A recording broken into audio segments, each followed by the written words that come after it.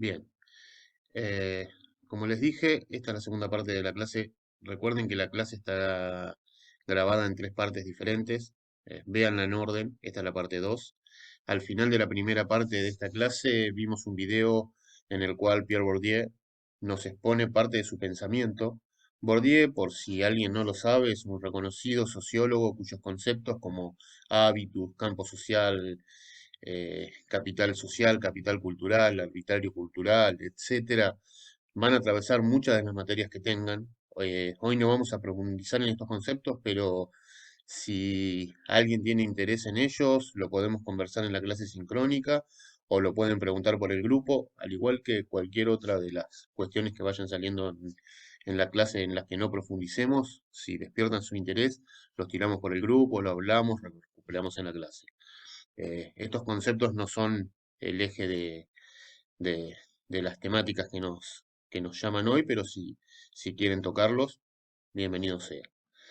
Eh, la razón por la que les compartí este video es que porque por medio del pensamiento de este autor vamos a introducirnos en las teorías críticas, que es el tema que hace de eje de esta clase y la que sigue. Bourdieu, junto con otro autor y reconocido sociólogo contemporáneo de él, Jean-Claude Passeron, escriben dos obras que se convertirán en clásicos indiscutibles de la sociología de la educación. Los herederos en 1964 y la reproducción en 1970. No vamos a profundizar por ahora en el contexto, pero sí ténganlo en cuenta porque los años 60, sobre todo, son de revuelta social, el Mayo francés y un par de cuestiones que sería interesante que lo vean. Si pueden, lo traigan a la clase.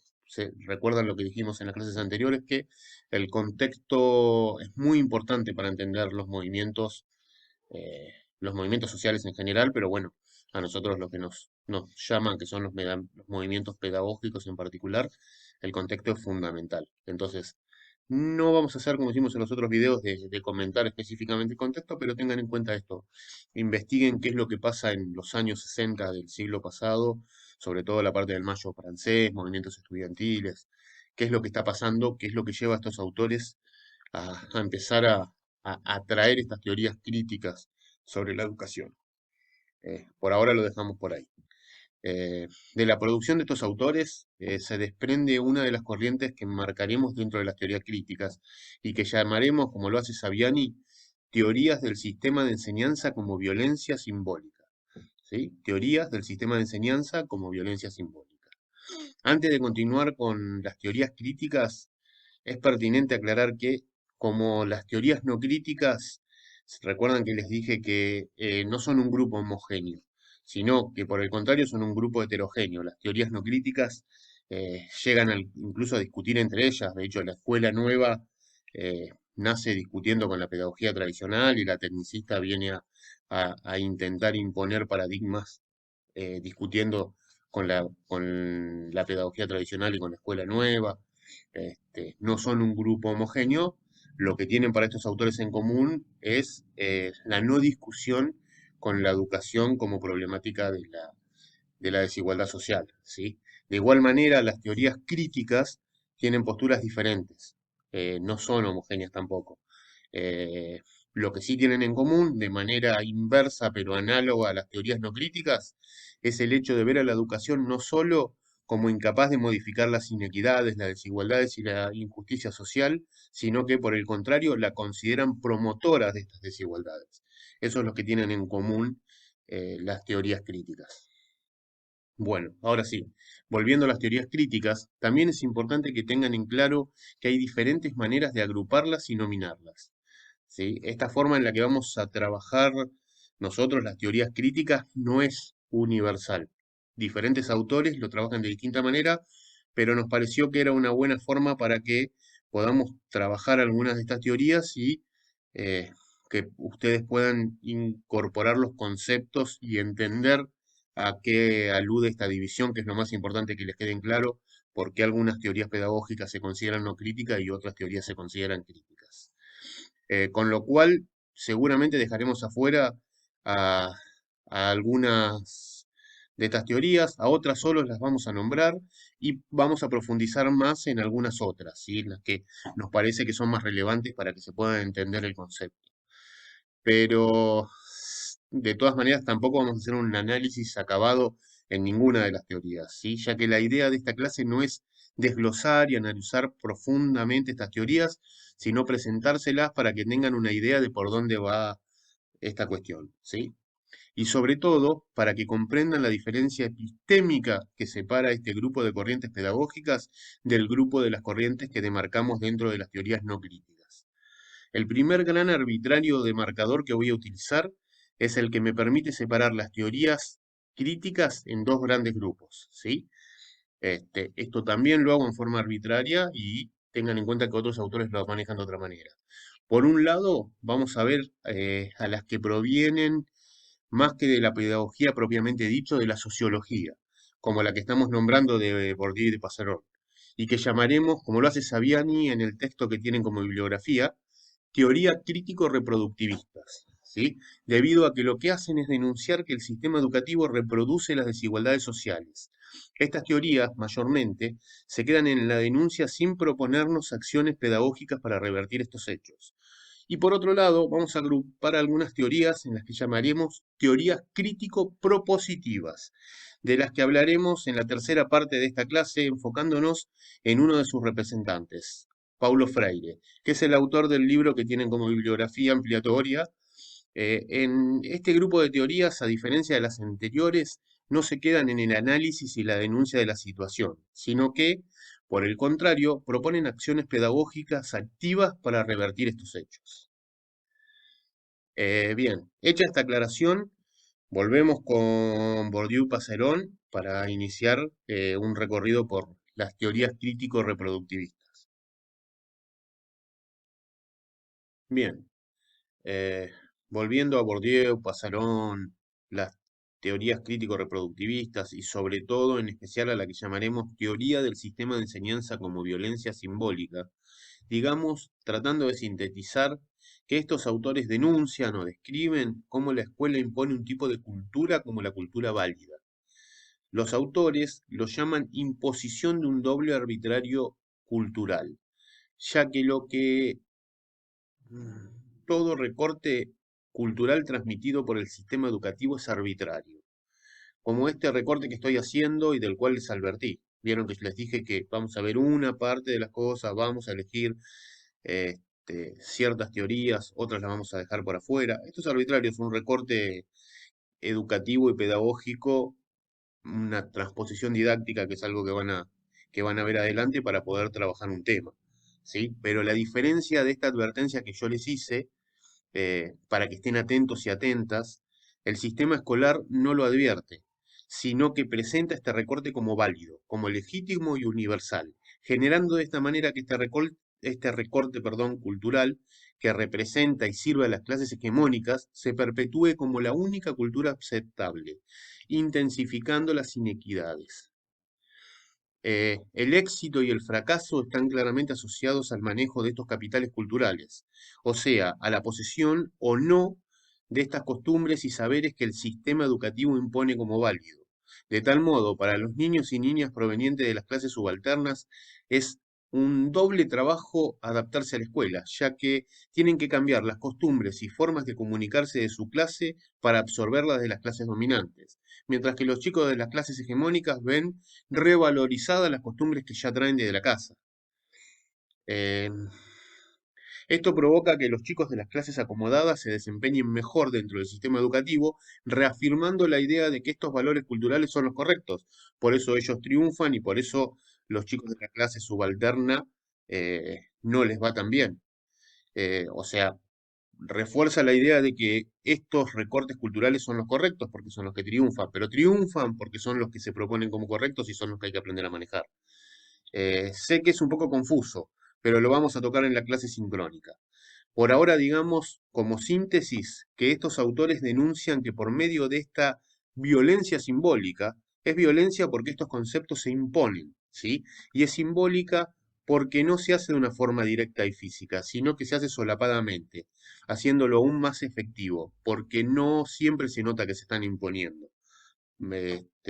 lo vamos a ver bien en la clase sincrónica.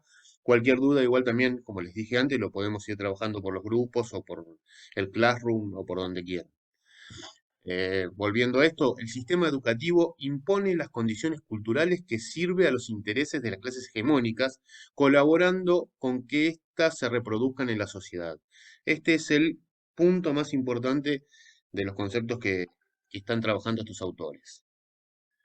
Bueno, la siguiente de las teorías críticos reproductivas que vamos a ver es la que Saviani llama teoría de la escuela como aparato ideológico del Estado. ¿Sí?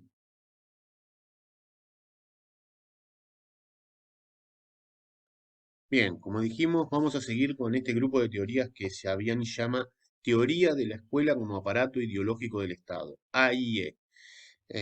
Tampoco vamos a profundizar demasiado en estas teorías, cuyo mayor representante seguramente sea Luis Althusser. En forma resumida, podemos decir que este autor identifica dos sistemas o dispositivos que el Estado, y por medio obviamente del Estado las clases hegemónicas, utilizan para afianzar su dominio y para, en palabras de Althusser, realizar la reproducción de las fuerzas productivas y de la relación de producción existente. El primer dispositivo que se utiliza para este objetivo es el del aparato represivo del Estado, ARE, ¿sí? Compuesto por el gobierno, la administración, ejército, policía, tribunales, las prisiones, etcétera, ¿sí? Este aparato es el más evidente, el que primero llama nuestra atención y el que solemos pensar cuando decimos cómo el Estado mantiene sus valores y estructuras, ¿sí? Pero Althusser sostiene que este aparato por sí solo no alcanza para garantizar la perdurabilidad de estas condiciones. El autor reconoce otro dispositivo que llama aparato ideológico del Estado, AIE, el cual está compuesto por el sistema religioso, el sistema escolar, ya sea las escuelas públicas y las particulares, el sistema familiar, el sistema jurídico, el sistema político, ¿sí? Conformado por los diferentes partidos y toda la estructura política, el sistema sindical, el sistema de información y medios masivos de comunicación, o sea, la prensa, la radio, la televisión, etcétera, los sistemas culturales, la literatura, bellas artes, deportes. eh, Todos estos sistemas engloban el aparato ideológico del Estado. Para Althusser, el AIE o aparato ideológico del Estado escolar desempeña una función primordial en esta transmisión ideológica de los sistemas de producción. E inclusive, según este autor, el binomio iglesia-familia, que fue el binomio dominante por muchísimo tiempo, ha sido sustituido por el binomio escuela-familia, y que desde este binomio se transmiten los saberes, costumbres y conocimientos de la sociedad, especialmente los que les interesa transmitir a la sociedad capitalista. Eh, y que requiere para lo que este sistema requiere para mantener su hegemonía y la hegemonía de su sistema de producción. ¿Sí? Esto de transmitir los conceptos necesarios para que se perpetúen los sistemas de producción es muy importante en la obra de Althusser. No vamos a profundizar demasiado en eso porque es, eh, cuando se trabaja en forma profunda es bastante compleja. Lo vamos a ver superficialmente como para que se entienda la idea básica, pero tengan en cuenta que la teoría en sí es un poco más compleja que esto, ¿sí? Igual que el resto de las teorías que estamos viendo. No son tan superficiales los enunciados, sino que nosotros los reducimos para que se pueda entender de qué estamos hablando, ¿sí? Lo estamos viendo y esto tenganlo en cuenta únicamente en forma superficial para que se entiendan a dónde apuntan estas teorías, ¿sí? Algo muy importante para poder realizar la distinción entre ambos dispositivos, los del aparato represivo del Estado y los del aparato ideológico del Estado, es el hecho de que el aparato represivo del Estado funciona masivamente por la violencia y secundariamente por la ideología, mientras que a la inversa, los aparatos ideológicos del Estado funcionan masivamente por la ideología y secundariamente por la represión, haciendo más efectivo este proceso porque queda soslayado, porque muchas veces no se nota que está haciendo esto el aparato ideológico del Estado, lo hace sin hacerlo tan visible. El aparato represivo está y funciona por medio de que se sepa que está y que sea visible la acción que lleva adelante. Entonces, las acciones de los aparatos ideológicos del Estado, al pasar muchas veces desapercibido, se vuelven mucho más efectivos. También hay que tener en cuenta que paralelamente a estas teorías críticas hay otras que si bien no vamos a profundizar mucho, se las voy a nombrar para que las tengan en cuenta. Como ya les dije con las otras, si alguien tiene interés, lo podemos recuperar ya sea por el grupo o por la clase sincrónica. Cualquiera de las cosas que hoy trabajemos las vamos a trabajar por encima, pero lo que llame su atención es bienvenido en la recuperación y muy bienvenido si en la clase sincrónica lo podemos retomar. Así que si tienen dudas y demás, trabajenlas por el grupo de WhatsApp, usémoslo, usemos el Classroom y sobre todo recuperémoslo en las clases sincrónicas. Eh, Otra de estas teorías de las que habla Saviani en el texto que tienen para leer se llama Teoría de la Escuela Dualista. Esta es una de las que no vamos a profundizar demasiado, sobre todo porque los autores lo trabajan muy puntualmente en el momento en que hacen la investigación y puede ser un poco anacrónico traerlo y si la profundizamos podría traer confusiones, pero como para entenderlo, digamos que los autores que la trabajan son Baudelot y Stablet, y ellos exponen que la educación, ellos la estudian en el sistema francés, eh, y para ellos lo que sus estudios muestran es que la sociedad está dividida en dos grandes, o sea, la educación está dividida en dos grandes grupos que replica la división de la sociedad capitalista. Eh, Como para entenderlo desde nuestro sistema educativo, podemos decir que se corresponde con lo que serían las escuelas técnicas que están pensadas para los grupos subalternos y que están pensadas para eh, hacer trabajadores, para generar obreros, oficiales, y que no están pensados para seguir una vida universitaria y para seguir progresando con los estudios, sino que más bien es como para que ciertos sectores se especialicen en la parte laboral. Y paralelamente a este grupo de escuelas técnicas, ¿sí? La CENET en algún momento, como la llamemos, hay otro grupo que son lo que podríamos llamar de educación secundaria superior, que está pensada para seguir con el formato educativo, para ir a la universidad, para progresar y que de alguna manera, según los conceptos de estos autores, eh, están pensadas para formar las clases hegemónicas. Uno de los canales de educación, una de las redes de educación, eh, estaría pensada para formar a las clases subalternas en lo laboral, y otra de las redes de educación está pensada para formar a las clases hegemónicas en lo cultural, en lo dirigente y demás, replicando estas desigualdades y profundizándolas. Hay que tener muy en cuenta que esta visión de estos autores, y por eso no quería profundizarlo demasiado, hoy resulta por ahí un poco anacrónica y totalmente descontextualizada, porque estos autores hacen estos análisis en las décadas del 70, 80 del siglo pasado y en Francia. Podemos parangonar porque nuestra sociedad está muy influida por lo que fue pasando en las sociedades europeas y muy particularmente en la francesa, por lo cual tenemos una línea parecida, ya les digo, las escuelas técnicas y las escuelas de educación secundaria superior, pero hoy no funcionan exactamente de esta manera. De las escuelas técnicas se puede pasar a la universidad, cosa que en un principio no estaba. Entonces estas redes, cuando estos autores las estudian, eran mucho más profundas. Pero bueno. Hay otro grupo de teorías también que es importante que tengan en cuenta y que surgen con posterioridad, después de la década del 80, del 90, por eso no lo van a ver muy plasmado en el texto de Saviani, que son las teorías de la resistencia. Ahí tenemos autores como Giroux, Apple, Peter McLaren, Michael Foucault, entre muchos otros exponentes, y lo que estos autores dicen es que no solamente se reconoce la imposición de ideas y que estas ideas no siempre son recibidas tan pacífica y resignadamente por los alumnos y los docentes dentro de las escuelas, sino que se reconoce la lucha social que se libra, ¿sí? Por los intereses de los grupos donde los docentes y los alumnos tienen la posibilidad de resistir estas prácticas sociales y actuar en consecuencia.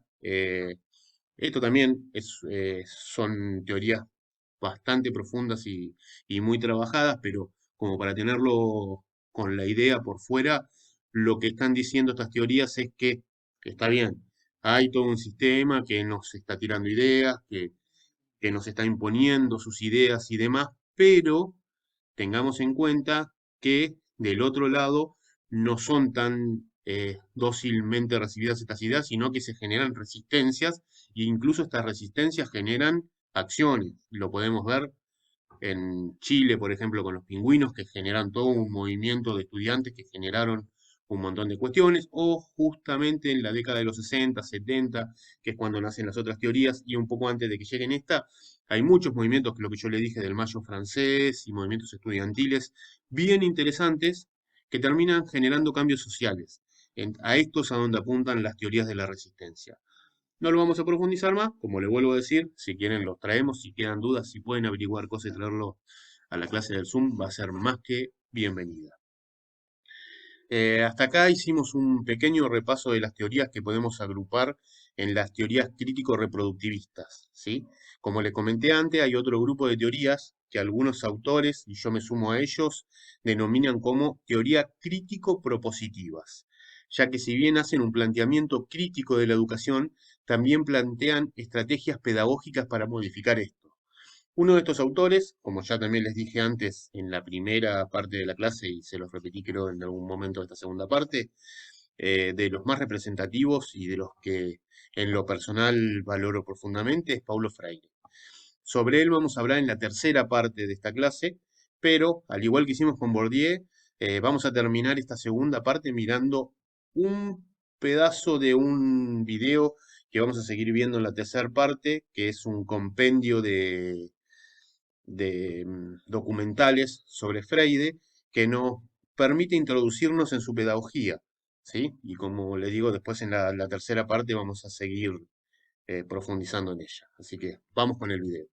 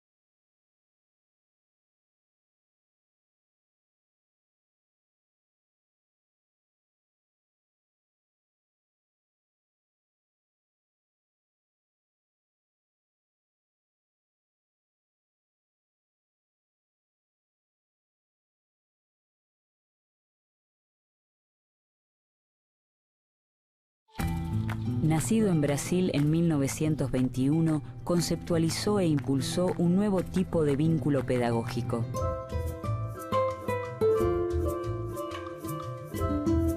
Entendió que el educador debía involucrarse en las problemáticas de su pueblo y emprendió un camino de lucha contra lo que denominaba una pedagogía bancaria.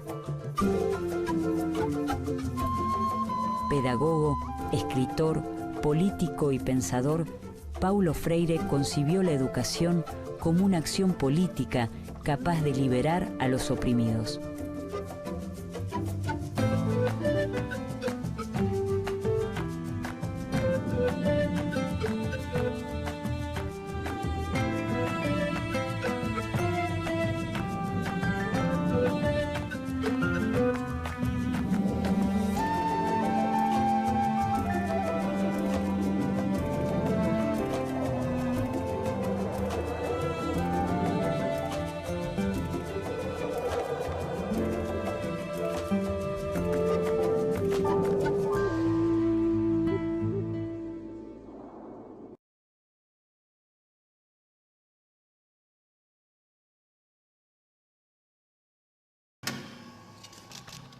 Villa Obrera, Centenario, provincia de Neuquén, República Argentina.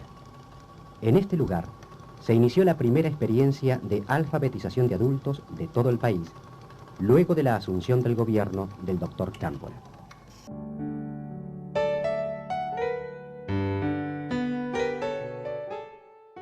si te referís a la metodología o ideología de Freire, esperanza elegiría.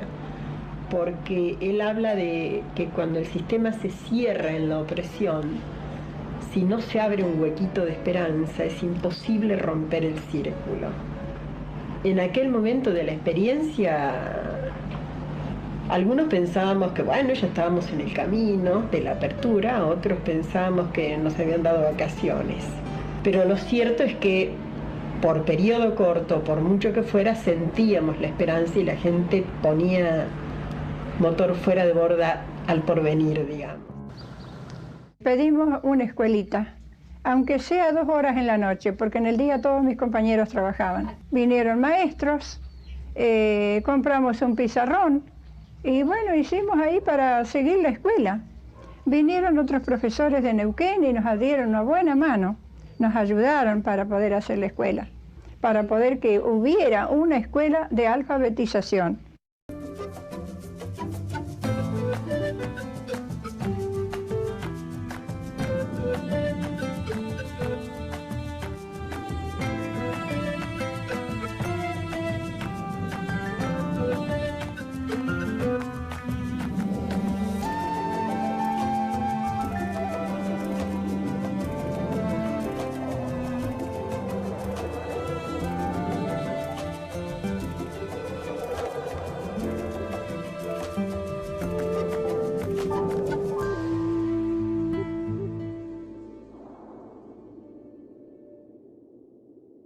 Mi nombre es Andrea Espinosa, soy inspectora de educación de adultos, soy referente del programa Fines en la región 19, que está formada por los distritos de General Alvarado, General Pueyrredón y Mar Chiquita. El programa Fines viene en uno de sus primeros objetivos es reparar una situación en una trayectoria escolar de personas que por distintos motivos han visto imposibilitado terminar sus estudios secundarios. Esos motivos pueden ser múltiples, a veces son motivos personales, particulares, puede haber motivos socioculturales y en general nosotros lo que estamos viendo ahora es una gran causa, digamos, fue la crisis del 2001 que llevó a muchísimas personas a tener que dejar sus estudios y salir a buscar trabajo. Y básicamente lo que hace el programa Fines es venir a reparar esos derechos y a garantizar la continuidad en la educación, y más pensando que hoy la educación secundaria es obligatoria y aparte de la obligatoriedad de la ley, también en el mundo laboral contar con un título secundario es imprescindible. Freire promueve la participación crítica de padres y de alumnos sobre las cuestiones que hacen a la vida de la escuela y de la sociedad. También se preocupa porque los trabajadores reflexionen y tomen conciencia sobre sus problemas educativos, sindicales, laborales y familiares.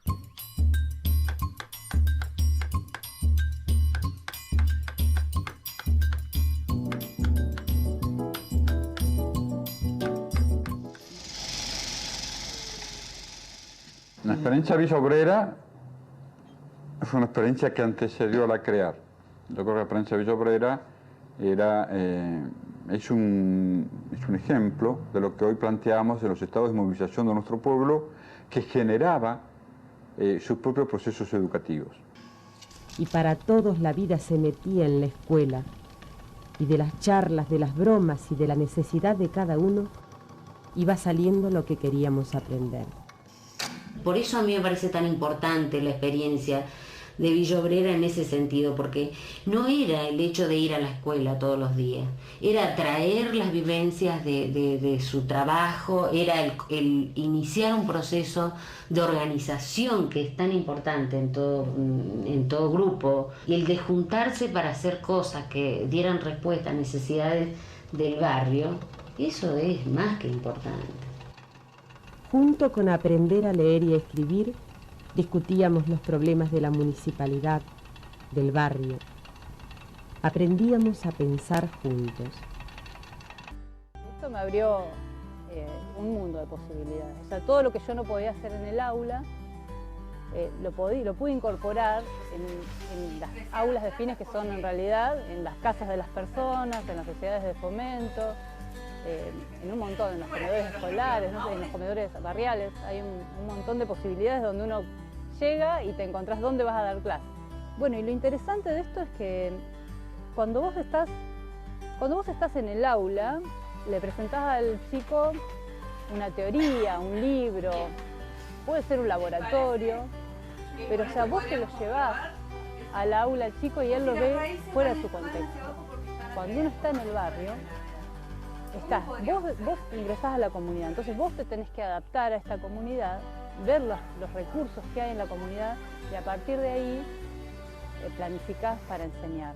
Y no hay nada mejor que basarse en las experiencias de las personas para arrancar a trabajar con un contenido.